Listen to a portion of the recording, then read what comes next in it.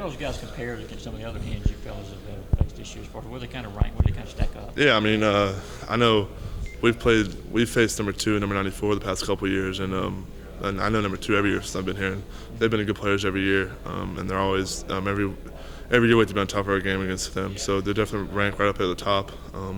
They're all good players. They're older, more experienced this year, so we are too. But we're going to be on top of our game against them. How do you feel you've done against them in the past?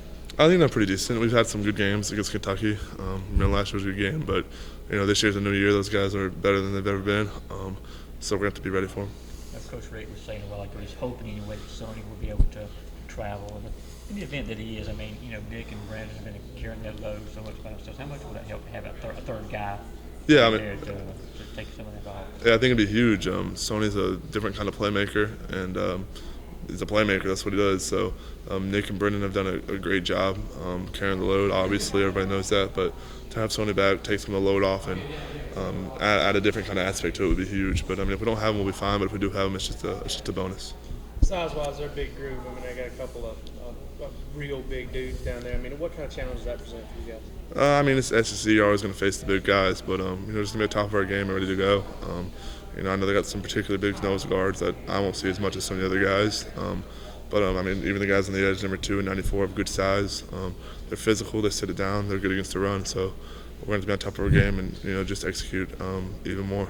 Now they have given up their fair share of big plays on the ground. Next to last in the conference in 10-plus yard plays, same for 20-plus yard plays. You guys feel like you can kind of do some things in the run game? Do you feel like, based on all year and your performance all year, are you guys confident you can move the ball on just about anybody with the run? I mean, I like to think we are. I know we're going to come in and ready to play.